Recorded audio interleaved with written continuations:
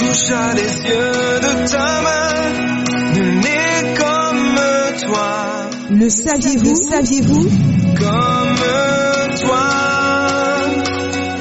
Le saviez-vous? Une émission d'enseignement sur les révélations du Seigneur pour transformer la vie du chrétien afin de mieux le préparer au retour de notre Seigneur Jésus-Christ. Le saviez-vous? Votre rendez-vous hebdomadaire qui vous transmet la parole de Dieu et vous permet de démarrer la semaine avec la révélation du Seigneur pour votre vie. Inébranlable, ton nom surpasse toute puissance. Le saviez-vous? Tous les lundis à partir de 7h30 avec Job Awoman, auteur du livre Le saviez-vous? Recueil de 100 inspirations sur les révélations du Seigneur dans sa parole. Ton nom surpasse toute puissance.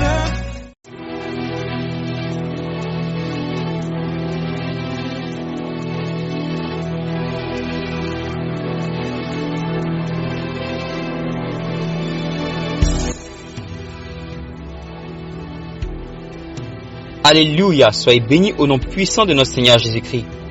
Alors bienvenue pour le 83e numéro de Le saviez-vous?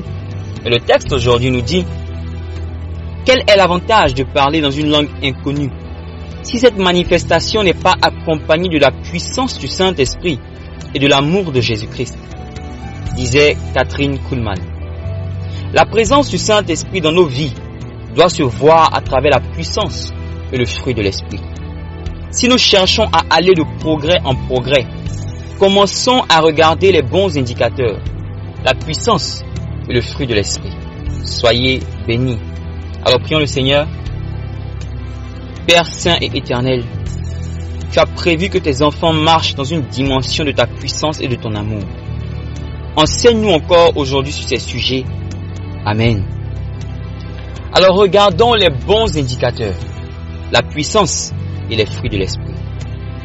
Si nous manifestons la puissance de Dieu, c'est-à-dire l'onction, mais que nous ne manifestons pas les fruits de l'Esprit avec la même intensité, nous sommes déséquilibrés. Si nous manifestons les fruits de l'Esprit, mais que nous ne manifestons pas la puissance avec la même intensité, nous sommes aussi déséquilibrés. Pourquoi? Mes amis, parce que c'est le modèle du monde. Vous ne pouvez pas rencontrer quelqu'un dans le monde qui n'a pas Jésus et qui manifeste à la fois une grande puissance surnaturelle et un caractère qui vous fait penser que c'est un chrétien. Parce que oui, il y a des gens qui sont tellement bien éduqués que leurs caractères sont exemplaires. Un homme ou une femme qui n'a pas Jésus mais qui manifeste une grande puissance l'attire obligatoirement des démons. Or, les démons ont un sale caractère. Même si la personne donne l'impression d'être exemplaire, c'est comme une soupière sur la table à manger qui te donne l'impression qu'elle contient un bon repas. Mais lorsque tu l'ouvres, tu te rends compte que c'est plein de vers de terre. Je vous le dis, c'est la vérité. Puissance sans Jésus égale à démon. Puissance sans Jésus égale à démon. Maintenant, il y a des gens qui ont un caractère mais exemplaire. Il y a des gens qui ont des valeurs, mais des valeurs fortes. Ce sont des personnes qui ne sont pas chrétiennes, mais elles ont grandi dans une atmosphère où elles ont pu cultiver de bonnes valeurs. Vous en connaissez forcément dans votre entourage. Il y a même des personnages publics et célèbres comme cela.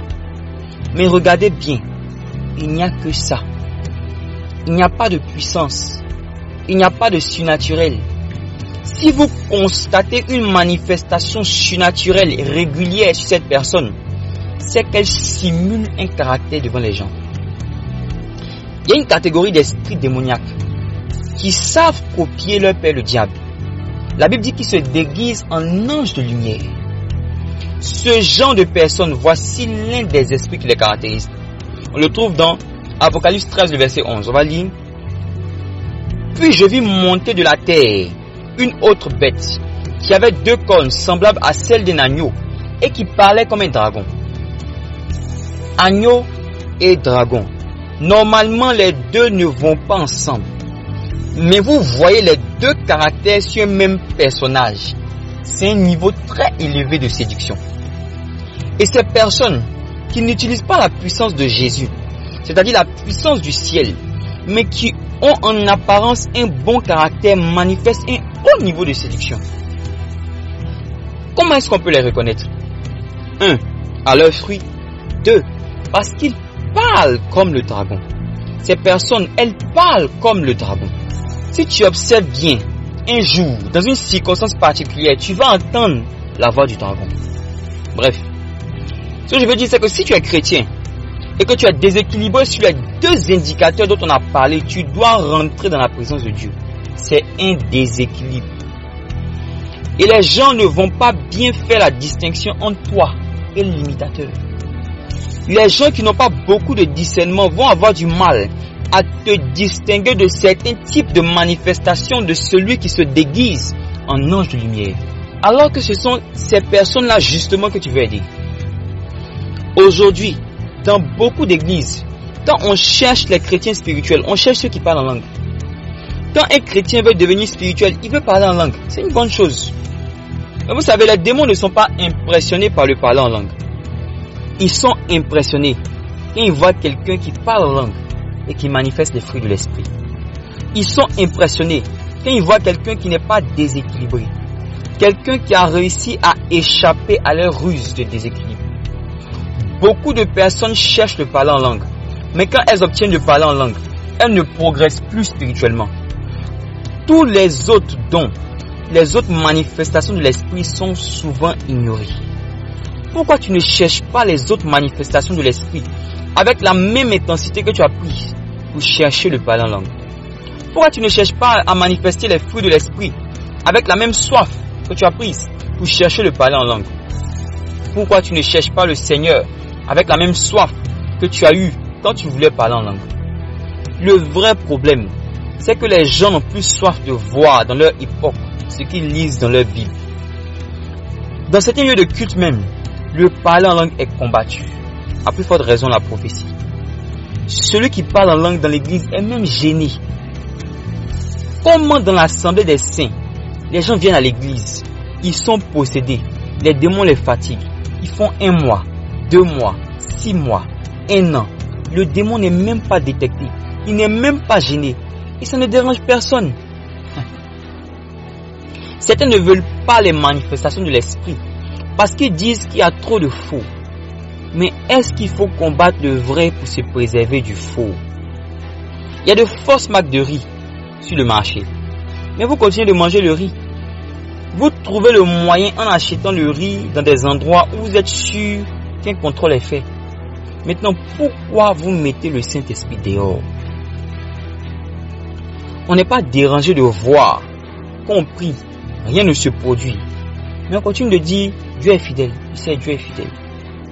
Oui, Dieu est fidèle, c'est vrai. Mais il faut qu'on voit sa fidélité.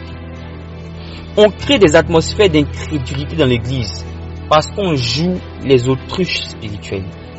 Non, si Dieu ne se manifeste pas, c'est peut-être parce qu'il y a quelque chose qu'on ne fait pas.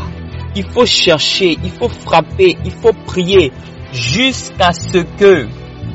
Regarde, la puissance que Dieu veut que tu cherches, ce n'est même pas d'abord à cause de toi. C'est à cause de la sœur, c'est à cause du frère qui vient à l'église chaque dimanche mais qui souffre. Ton Dieu ordonne que tu sois puissant. Psaume 68, verset 28.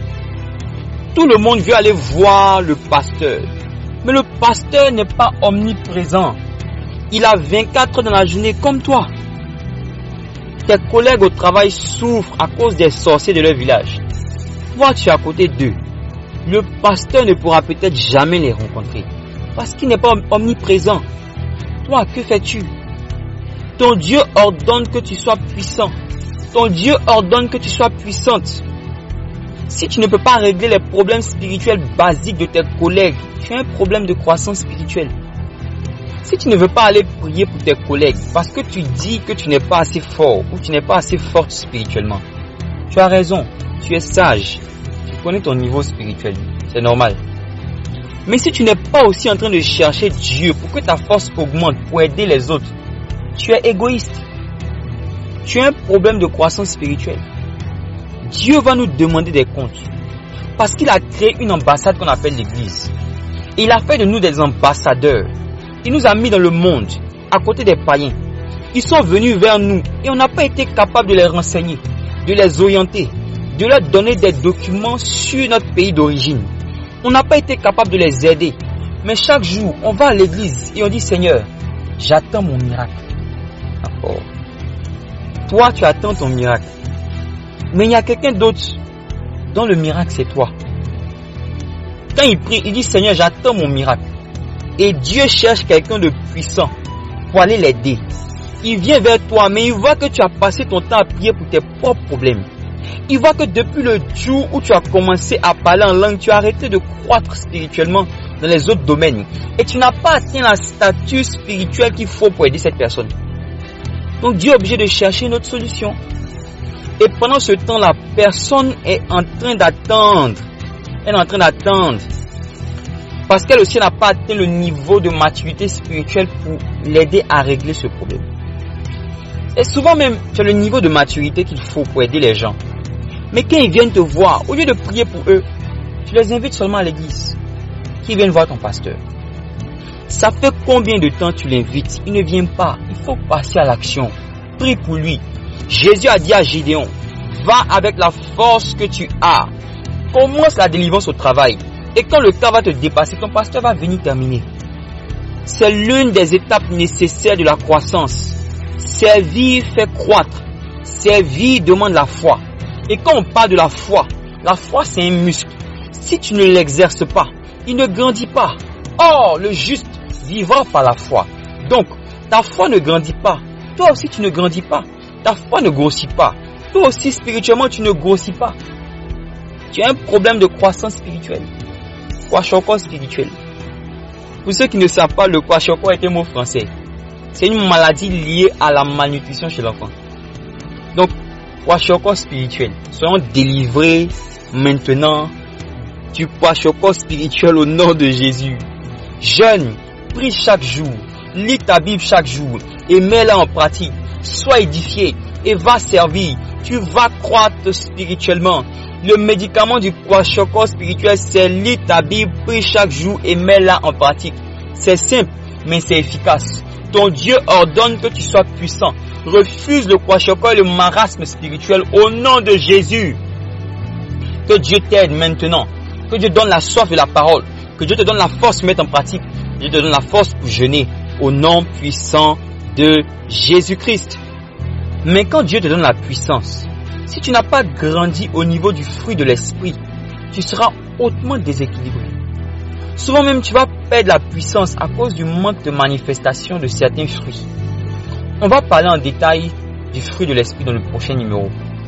Mais ce que je veux qu'on retienne aujourd'hui, c'est qu'en regardant notre croissance spirituelle, qu'on soit sévère envers nous-mêmes quand il s'agit du fruit de l'esprit. Ce n'est pas en vain que Paul a dit le fruit de l'esprit. Ça veut dire que si l'esprit est là, voilà ce qu'on doit constater. Donc, si nous sommes dans l'église depuis longtemps et qu'au niveau du fruit de l'esprit, il y a carence, on doit se remettre en cause. C'est-à-dire que je dois m'asseoir avec moi-même et puis faire un point sincère parce qu'il y a un problème de croissance spirituelle. Il y a des gens qui ne s'assoient pas avec eux-mêmes. Souvent, tu monologues, tu parles avec toi-même. Tu te dis, un exemple, c'est, tu te dis, et si je faisais les choses de telle manière? Tu te parles avec toi-même. Il y a des gens qui ne le font pas de manière consciente. Alors, quand tu es en train de parler avec toi-même, ce que tu fais, c'est que tu te parles. Ton âme parle à ton esprit. Ton âme parle à ta chair. Ton esprit parle à l'esprit de Dieu. Mais en tout cas, on n'est jamais seul à l'intérieur là-bas. Les gens qui ont beaucoup de problèmes, c'est parce qu'ils ne se parlent jamais. Ou bien quand ils ne parlent pas à la bonne personne à l'intérieur. Parce que souvent aussi les démons parlent. La Bible dit que Dieu travaille avec le conseil de sa volonté. Donc souvent, tu ne demandes pas conseil à la bonne personne à l'intérieur de toi. Tu ne t'assois pas avec toi-même pour faire un bilan. Alléluia. Alors on va prier le Seigneur. Père, nous voulons avoir soif de ta puissance.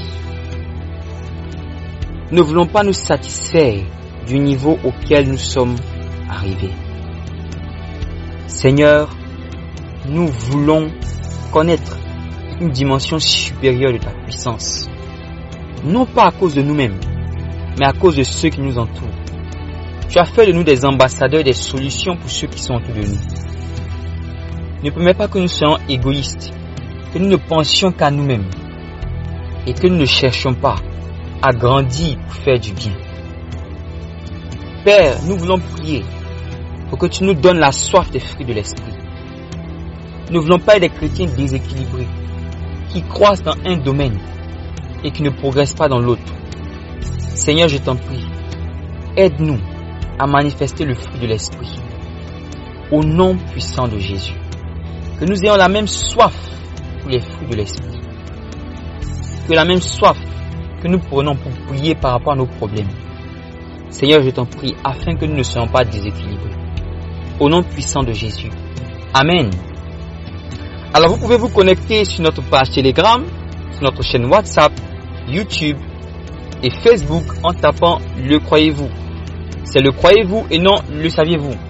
Vous y trouverez l'enseignement d'aujourd'hui et des édifications pour votre âme.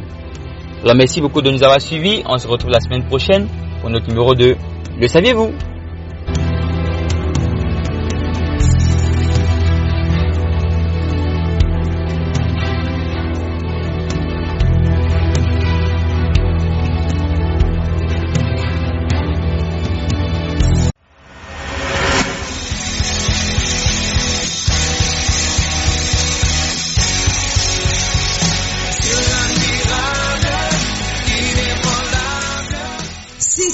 Le saviez-vous avec Job Awoumon, auteur du livre Le saviez-vous, recueil de sources d'inspiration sur les révélations du Seigneur dans sa parole. Rendez-vous chaque lundi à 7h30 sur Radio La Voix Sainte pour un autre rendez-vous de Le saviez-vous.